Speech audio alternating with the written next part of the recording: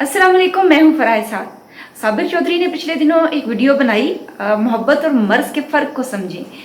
Relationship के ऊपर बहुत सारी वीडियोस हैं। जो लोग साइकोलॉजिस्ट हैं या नहीं भी इस फील्ड के को जानते, हर तरह के लोग मोटिवेशनल वीडियोस और रिलेशनशिप के इश्यूज़ के ऊपर बहुत सारी आपको काम नज़र आता है।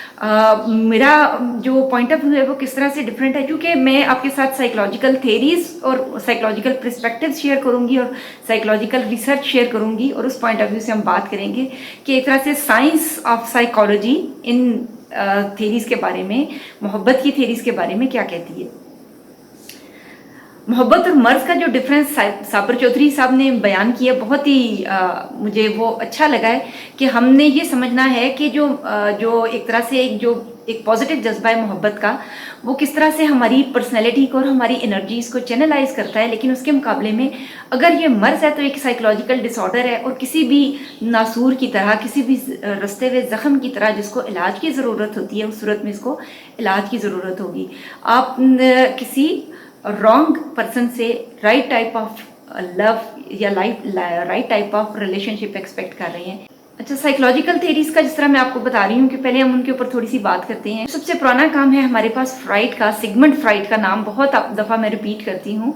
सिगमंड फ्राइड ने ना दो एस्पेक्ट्स बताए हैं। उसने बताया, एक एरोस टेंडेंसीज है। लफ्ज़ एरोस ग्रीक वर्ड से निकला है। Arrows means life. तमाम वो एनर्जीज, वो वाइब्स जो कि आपके अंदर एनर्जी और तवानाई भरती हैं, वो एरोस की एनर्जीज कहलाएंगी, मुस्बत तवानाई कहलाएंगी।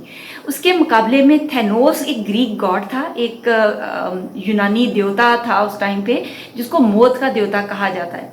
वहाँ से उसने एक मेटाफर ये इस्तेमाल की फ्राइड ने, और ये बताया कि जो थैनोस टेंडेंसीज हैं ये मनफी शुआएं खारिज करती हैं। अगर आपके अंदर वो जज्बात पैदा हो रहे हैं जो कि आपको डिस्ट्रॉय कर रहे हैं, आपको नशे की तरफ लेकर जा रहे हैं, आपने सिगरेट नोशी शुरू कर दी है, आपने अपना ख्याल रखना छोड़ दिया है, मोहब्बत की लत में मुब्तला होकर किसी के छोड़ जाने की सूरत में, किसी की बेवफाई में, या आपके दिल को ठेस पहुंची है और उसके नतीजे में आपने ऐसे काम करने शुरू कर दिए हैं जो सोशली या पर्सनली डिस्ट्रक्टिव हैं, आपको तबाह कर रहे हैं, या आपके इर्द गिर्द लोगों को तकलीफ पहुंचा रहे हैं, आपको तकलीफ पहुंचा रहे हैं, तो वो थैनोस या मुस्बत तवानाइयाँ नहीं, वो मनफी तवानाइयाँ होंगी, मुस्बत तवानाइयाँ नहीं होंगी, वो थैनोस टेंडेंसीज प्रोड्यूस करेंगी। तो वो आपको आहिस्ता आहिस्ता तबाही की तरफ, बर्बादी की तरफ लेकर जा रही हैं। उसके मुकाबले में जब हम ऐसे काम करते हैं जो प्रोडक्टिव हैं और हमारे अंदर एक मुस्बत तवानाई एग्जर्ट करते हैं, हमें अपनी ज़ात का बेहतर ख्याल रखने की, अपने आप को एक्सप्लोर करने की और अपने इर्द गिर्द लोगों का ख्याल रखने की तरफ राग़िब करने वाली चीज़ें, तो वो एरोस टेंडेंसीज है, वो ज़िंदगी की तरफ ले जाने वाली।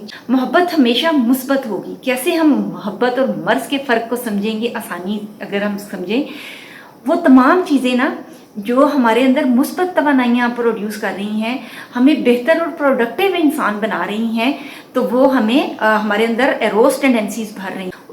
उसको हम समझेंगे कि ये असल मोहब्बत है। मोहब्बत सबसे पहले हमारे अपने अंदर है, हमारी अपनी ज़ात के अंदर है। जब वो हमारी ज़ात के अंदर है तब हम बाहर किसी को दे सकेंगे। अगर मैंने बिरयानी पकाई हुई है तभी मैं बिरयानी बांट सकूंगी मुहर्रम के मौके के ऊपर। अगर मैंने घर में बिरयानी पकाई ही नहीं है तो बाहर 100 फकीर आकर सदा देते रहे कि अल्लाह के नाम पे कोई दे दो बीबी, लेकिन हम बाहर किसी को कुछ खैर और भलाई नहीं बांट सकते। मोहब्बत हमारे अंदर वो पौधा लगाती है अच्छाई का, मुस्बत तवानाई का, कि जहाँ से इस बल्ब की तरह रोशनी की वो शुआएं खारिज होंगी जो पूरी दुनिया को मनव्वर करेंगी। अगर हमारा बल्ब ही या रोशन नहीं है तो हम किसी को रोशनी नहीं दे सकते हैं, हम बाहर भी किसी को मोहब्बत नहीं दे सकते हैं जब तक वो हमारे अपने अंदर कल्टीवेट नहीं हुई है, जब तक एरोस टेंडेंसीज हमारे अपने अंदर प्रोड्यूस नहीं हुई हैं। अगर आपकी मोहब्बत आपको इस मुकाम तक ले आई है, आपके साथ किसी का साथ छूट गया है, कोई आपकी ज़िंदगी से चला गया है, किसी ने आपसे कता ताल्लुकी आपने कर ली है या उसने कर ली है, लेकिन उसके नतीजे में आप अपने आप को कुछ ही अरसे में जमा करके और अपने आप को एक ऐसा समझ रहे हैं कि मैं मजबूत और एक ज़्यादा अच्छा इंसान बनकर सामने आ रहा हूँ, और आपको जो दिल को चोट लगी है, आपने को ये लग रहा है कि मैं इसको बरोकार ला रहा हूँ इन एनर्जीज़ को, तो मैं बहुत फोकस होता है। जब वो गम और गुस्सा आप समेटते हैं ना अपने अंदर, अपने आप को समेटते हैं, तो बहुत ज़्यादा एक एनर्जी प्रोड्यूस होती है आपके अंदर। वो तमाम एनर्जी आप चाहें तो आप अपने किसी भी प्रोडक्टिव काम में उसको लगा सकती हैं। जो हम बात कर रहे हैं ना साइकोलॉजिकल थेरीज की, تو جو فرائڈ تھا اس نے اس چیز کو لبیڈنل انرجی کا نام دیا ہے. لبیڈو یا لبیڈنل انرجی جو ہے وہ ان تمام توانائیوں کا ایک طرح سے ایک منبع بن جاتی ہے، سورس بن جاتی ہے، جو کہ کسی بھی کریٹو یا پرابلم سالونگ کام کی طرف انسان کو لے کر جاتی ہے. تمام لوگ جو پرابلم سالورز ہیں، جو کریٹو تھنکرز ہیں، وہ اس شکست و ریخت کا شکار ہوتے ہیں، ایموشنل تو ریخت کا شکار ہوتے ہیں. ان کو ریلیشن شپ ایشوز کہہ لیں، ان کی ذاتی زندگیاں بہت ہی زیادہ مشکلات کا شکار ہوتی ہیں. جب ہم ذاتی طور پر لوگوں کو ڈائسیکٹ کرتے ہیں، بڑے لوگوں کو، چاہے آپ اپنی ذاتی زندگی میں دیکھ لیں، ہم ابھی یہ میری کلپ لمبی ہو جائے گی لیکن میں اس کے اوپر آج بات کروں گی. پچھلے دنوں میری نظر سے نا ایک پوسٹ گزری جس میں پہلے نام نہیں لیا گیا، کہ ایسے شخص کے بارے میں آپ جانتے ہیں کہ 7 بچے اور ان کے جو اولاد تھی ساری کی ساری ایک ایک کر کے چھوٹی عمر میں اور نوجوانی میں ان کی آنکھوں کے سامنے دنیا سے رخصت ہو گئی، ان کی رحلت ہو گئی، یہاں تک کہ ان کی اپنی وفات کے وقت ان کے پاس صرف ایک اولاد موجود تھی. کتنی اب تھوڑی دیر کے لیے، 1 منٹ کے لیے سوچیں کہ اس سے بڑا ڈائلما کیا ہو سکتا ہے کہ آپ کی 7 اولادیں زندہ پیدا ہوئیں اور آپ کی آنکھوں کے سامنے جوان عمر میں ہی آپ کی اولاد آپ کی آنکھوں کے سامنے رخصت ہو، اور ٹل آپ کے ان کی اپنی رحلت کے وقت بھی صرف ایک اولاد تھی. وہ تھے ہمارے پیارے رسول صلی اللہ علیہ وآلہ وسلم. کتنی مشکلات لوگوں نے دیکھی ہیں، یہ کتنی مشکلات سے لوگ گزرتے رہے ہیں. اگر ہم اپنی پرسنل جو ہماری آئیڈیالوجیز ہیں ان میں ہم دیکھیں، آپ نے دیکھا قائد اعظم کی پرسنل لائف، آپ نے دیکھا کتنی بٹر تھی، کتنی مشکلات تھیں ان کی ذاتی زندگی میں. ریلیشن شپس کے حوالے سے بھی اگر ہم بات کریں، ہمیں یہ نظر آتا ہے کہ یہ جو تعلق کا ٹوٹنا ہے نا، دل کا ٹوٹنا ہے، دل کا ٹوٹنا ایک نیوکلیئر انرجی پروڈیوس کرتا ہے ہمارے اندر. جو لبیڈنل انرجی ہوتی ہے وہ ایسا منبع ہوتا ہے، ایسی سورس ہوتا ہے جو ہمارے اندر ایسا پوٹینشیل جنریٹ کرتا ہے جس کو ہم کسی بھی کام میں لے کر آ سکتے ہیں، بعد میں ہم اس کو کسی کام میں بھی استعمال میں لا سکتے ہیں.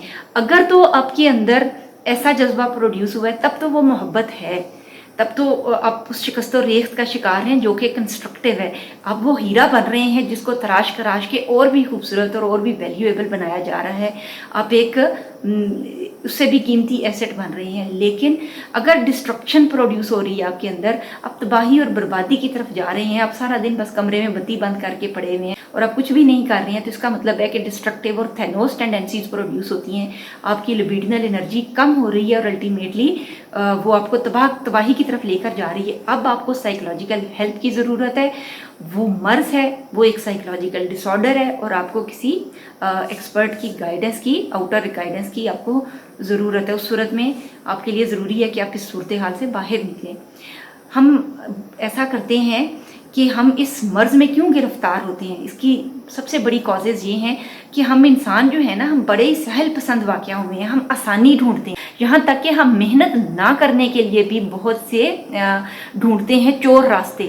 یہ ہمارا چور راستہ ہے کہ چونکہ میں محبت میں مبتلا تھا، میرا دل ٹوٹا، میرا ریلیشن شپ ختم ہو گیا، میرے ساتھ بے وفائی ہوئی، مجھے کوئی چھوڑ گیا، تو اب میرا یہ حق بنتا ہے کہ میں معاشرے کے اوپر اپنی تمام جو نیگیٹو انرجی ہے، غصہ ہے، غم ہے، میں یہ سب باہر نکالوں اور میں دوسرے لوگوں کو بھی بتاؤں کہ میں کس قدر غم میں مبتلا ہوں، یا میں اپنے اوپر ظلم اور جبر کروں، میں اپنے آپ کو بھوکا اور پیاسا رکھوں، میں سگریٹ اور نشہ پیوں، میں اپنے کھانے پینے کا، اپنے کپڑے کا، اپنے اسکول، کالج، یونیورسٹی یا جاب پہ جانے کا، اپنے گھر والوں کا خیال نہ رکھوں کیونکہ بھائی میرا تو دل ٹوٹا ہوا ہے. تو یہ آسان حل ہوتا ہے ہمارے پاس.